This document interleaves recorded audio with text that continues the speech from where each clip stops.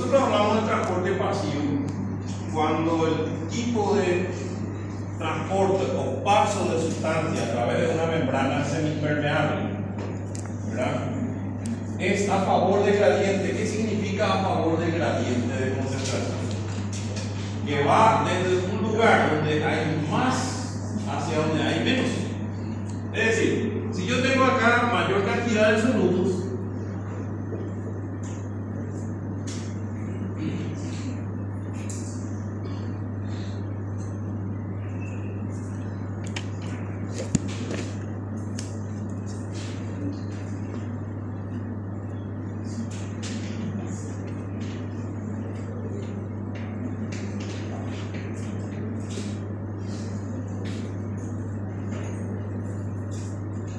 yo tengo acá mayor concentración de soluto, acá hay menos concentración de soluto, es decir, que la sustancia puede pasar de un lugar donde hay más hacia donde hay menos. Eso sería a favor de gradiente. Es como que como hay más espacio y una carga diferente hacia este lado de la membrana, entonces estos elementos tienden a fluir hacia ese lado. Entonces no necesita energía, es atraído hacia ese lado donde hay mayor espacio, ¿verdad? Eso es a favor de gradiente. Y en contra de gradiente sería lo contrario. En contra de gradiente sería que va de un lugar de menor concentración hacia donde hay mayor concentración.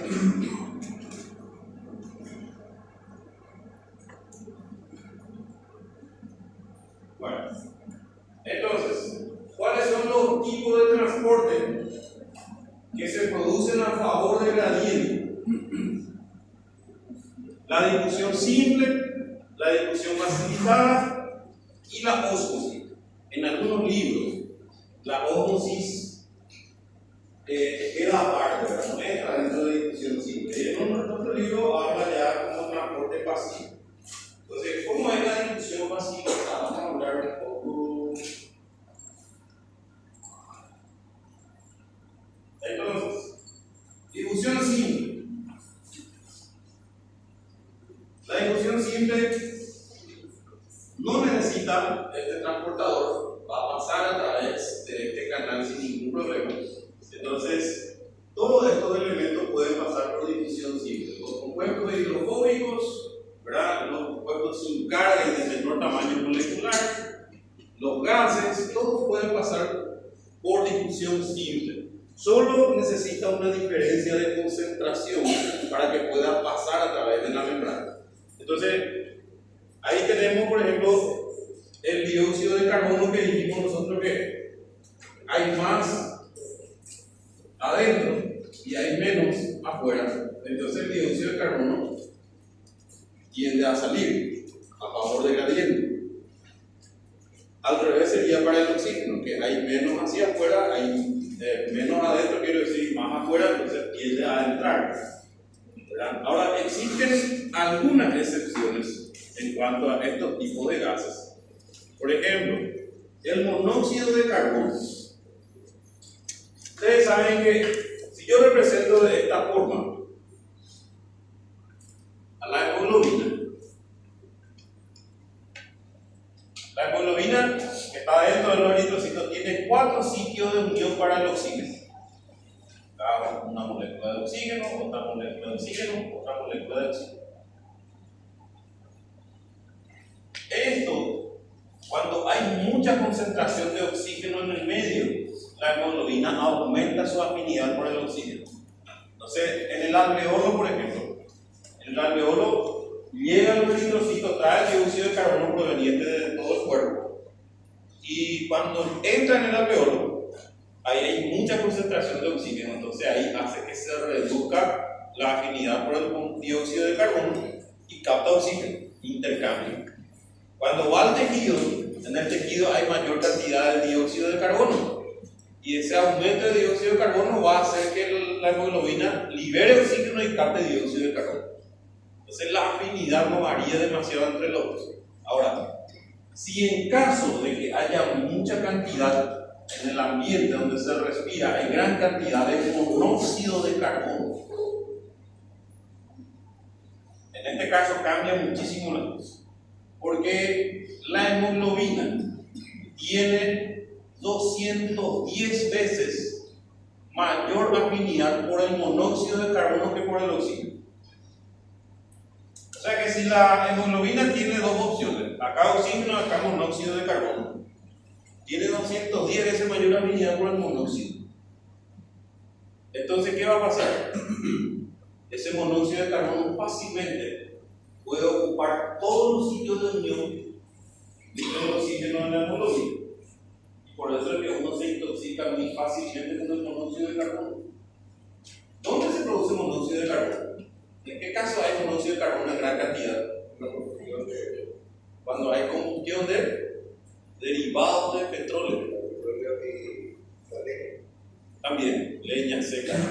Entonces, carbón y todo lo que sea. El escape de los vehículos tiene gran concentración de monóxido de carbono. Vamos a intoxicarnos todas las ciudades porque el monóxido de carbono se disipa todo en el aire.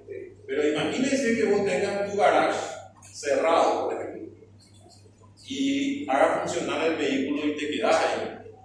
Lo que se usó en la Segunda Guerra Mundial. ¿Cómo? Lo que se usó en la Segunda Guerra Mundial. Algo así. El monóxido de carbono era uno de los que se usaban en los prisioneros. Ahora, imagínense que se concentre ese monóxido de carbono del escape del vehículo en un lugar cerrado. Uno rápidamente va a sufrir una hipoxia, ¿verdad? Inclusive hay casos de suicidio, ¿no? Yo tuve un colega que se suicidó así. Metió una manguera en el escape y conectó a la cabina del vehículo. Le metió dos comprimidos de clonazepam.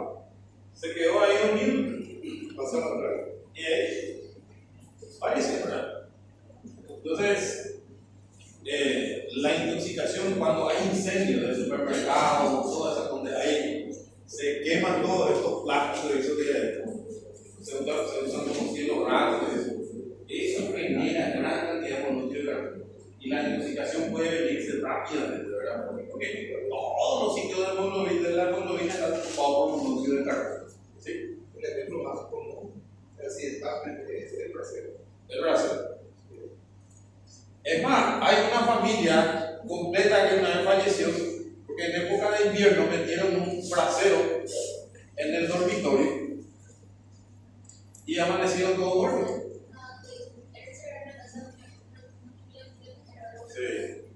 Sí, porque en un lugar cerrado ese monóxido no se concentra. Y como es un gas muy reactivo con la hemoglobina, él puede difundir fácilmente a través de las membranas, desplazar todo el oxígeno y ocupar todos los tejidos con monóxido de carbono. Entonces, prácticamente puede llegar a una concentración muy baja de oxígeno en la sangre y el paciente fácilmente va a quedar inconsciente y por último el fallecimiento por una hipoxia grave. Entonces, esos son los gases, para que se den cuenta que esta membrana para esos gases no es una selectividad, o sea, solo necesita una diferencia de concentración hacia los lados. Difusión simple. Ahora, la difusión facilitada es cuando las moléculas también se producen a favor del gradiente, es decir, de un lugar donde hay mayor concentración hacia donde hay menor concentración, pero necesita un canal.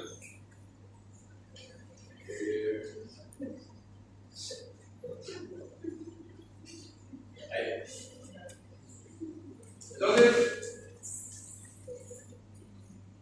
tiene que tener una proteína específica para pasar, pero es a favor del gradiente, de un lugar donde hay más hacia donde hay menos, sin gasto de energía. Pero en este caso ya hablamos de difusión facilitada, de que los compuestos hidrofílicos de mayor tamaño, los monosacáridos, los aminoácidos, van a pasar por difusión facilitada. Ellos no pueden pasar por la capa lipídica como los anteriores.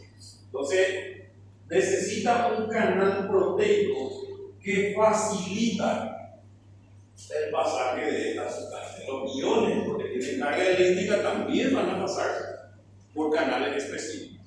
¿Sí? Ahora, la ósmosis es la difusión neta de agua a través de una membrana semipermeable. Y en este caso la ósmosis ya es estimulado. Entonces, ya no es por la concentración de agua. O sea, yo hablo de ósmosis, no hablo de mayor concentración de agua a menor concentración de agua. Ya no es así el sistema, sino el pasaje de agua a través de una membrana ya depende de la concentración de solutos hacia ambos lados. ¿Y qué son esos solutos? Los solutos pueden ser iones, pueden ser aminoácidos, proteínas, monosacáridos.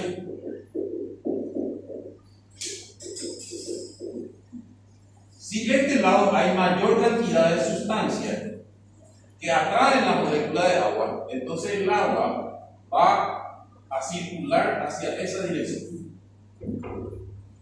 ¿Sí? Los compuestos que atraen la molécula de agua son esos solutos.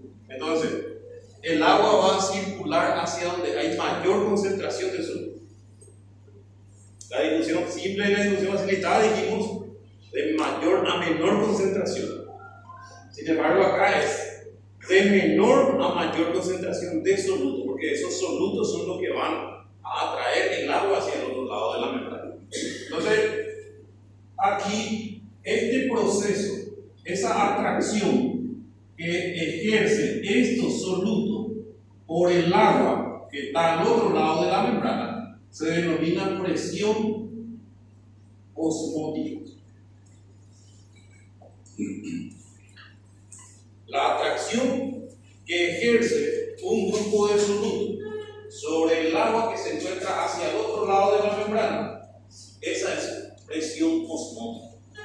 Y la presión osmótica es mantenida por principalmente el sodio, el potasio, las proteínas, todo lo que tengan carga.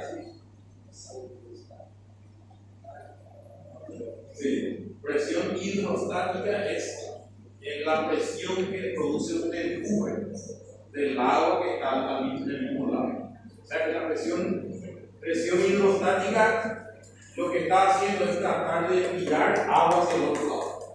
Sin embargo, la presión osmótica atrae agua hacia el otro lado. Doctor, Sí. ¿cómo se cambia la presión simple? Porque la presión simple, por ejemplo, no podemos considerar el pasaje de agua. Podemos considerar simplemente por el óxido. ¿Cómo? Si el óxido puede pasar por difusión simple o por agua corriente. Sí. Puede las dos. Y las aguas corrientes son proteínas. Sí. Nosotros tenemos que ver cómo las pastillas necesitan una proteína. La difusión simple no necesita proteína. El transporte pasivo sí. O sea, dentro del transporte pasivo la difusión facilitada sí. Y acá el agua también tiene acuaporina, puede pasar también a través de canales de proteína. Por eso es que en la ósmosis no podemos integrar en uno de estos, porque tienen las dos características. Por eso es que por la ósmosis hablamos de un concepto aparte. Por dos razones. La difusión simple hablamos de que la molécula va a pasar de un lugar donde hay menor, o sea, de un mayor hacia donde hay menor. Sin embargo, el agua es al revés, el agua es atraído por la mayor cantidad de solutos. Entonces, por eso es que hablamos de un concepto diferente otra vez.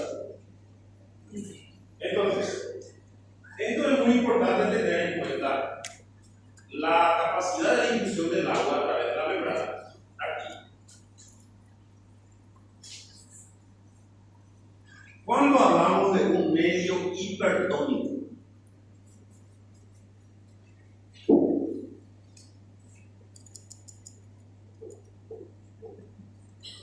¿a qué se refiere cuando dice medio hipertónico?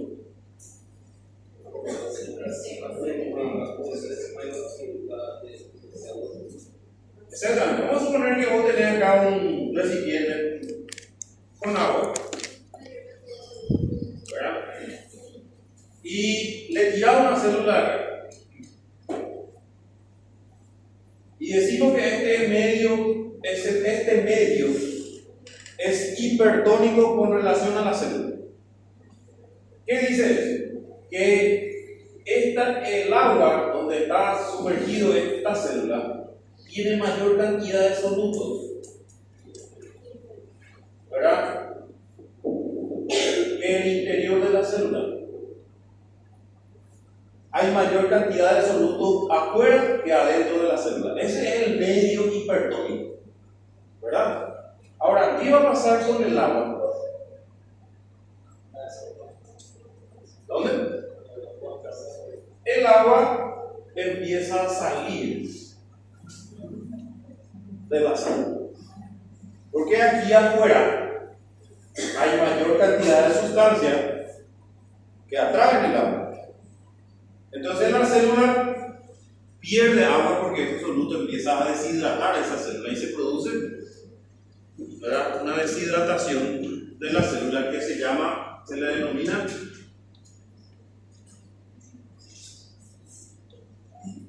plasmólisis.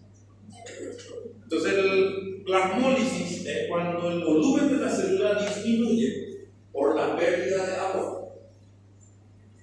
Porque toda esa cantidad de agua que está dentro de la célula sale, se plasmoliza.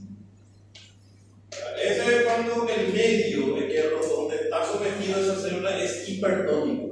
¿Qué significa hipertónico? Que tiene mayor cantidad de soluto con respecto a la célula. Y hablamos de soluto de todos los compuestos que puedan atraer agua, principalmente los compuestos iónicos. Todos los compuestos, elementos iónicos, al tener carga eléctrica, ellos atraen fuertemente las moléculas de agua. La sal, por ejemplo. Ahora, cuando hablamos de medio hipotónico, es lo contrario.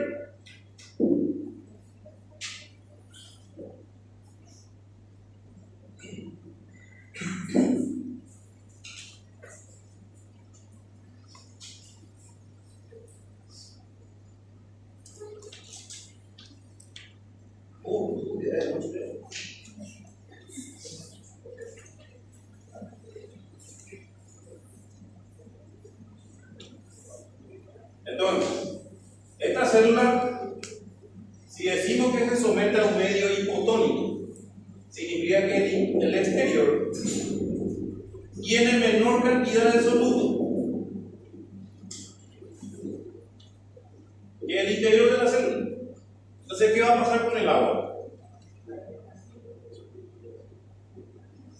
El agua empieza a entrar más dentro de la célula. ¿Y qué va a pasar con la célula? Va a aumentar el volumen, va a aumentar. Eso le llamamos turgencia. Ahora, si hablamos de un medio isotónico, significa igual concentración de soluto afuera y adentro de la célula. Entonces la distribución de agua va a ser equitativo y el volumen de la célula se mantiene. Aplicado esto al cuerpo humano, esa es la razón por la cual que si te viene un paciente con fiebre y no tiene signos de alteración hidroelectrolítica, yo tengo que usar un suero isotónico, un suero fisiológico para hidratar a ese paciente, porque solo necesita una hidratación de mantenimiento, ¿verdad? O usar un suero isotónico o suero fisiológico. Y ya saben ya ustedes, suero glucosado fisiológico. Ese es el que es glucosado al 5%.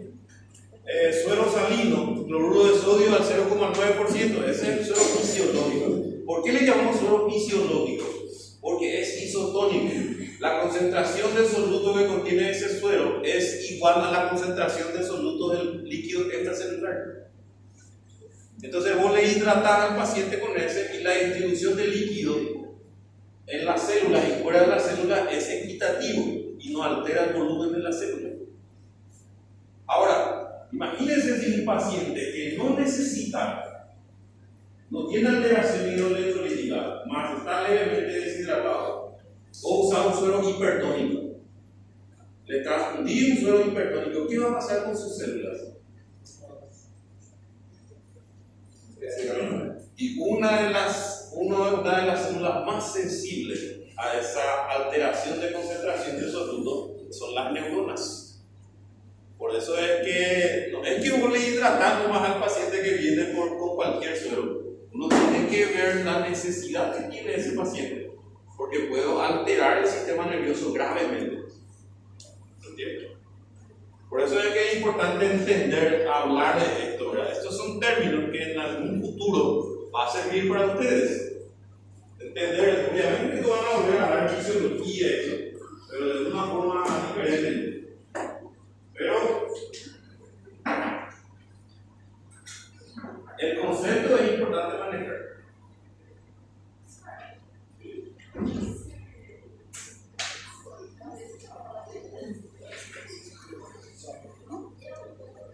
En cuanto a concentración, solo que un cuerpo como se va a observar como cuando se pone intravenoso. Porque tu objetivo sería, porque tu objetivo va a seleccionar si necesitas o no necesitas. Y ahí ya va a evitar absorber lo que no necesita. Y el electrolito que son claro, los solutos, las sales. Los electrolitos más comunes en nuestro medio es sodio, cloro, ¿verdad? Potasio, ¿verdad? Cuando yo estaba en el Hospital Nacional, frente al hospital había un cuarto donde comían los médicos y hacían delivery y eso, ¿verdad? Y ustedes saben que era llamativo el bar.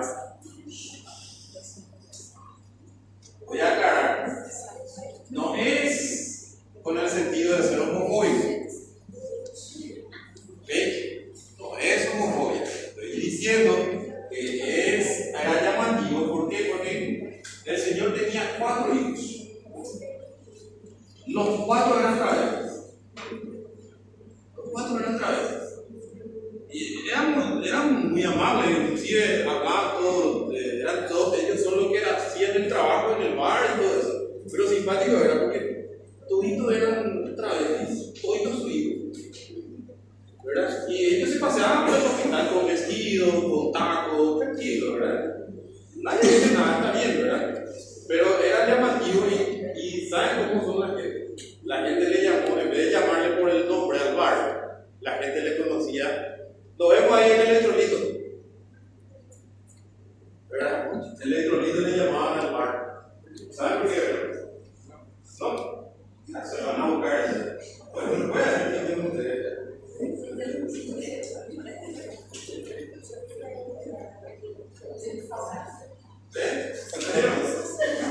Pregúntale a los que entendieron.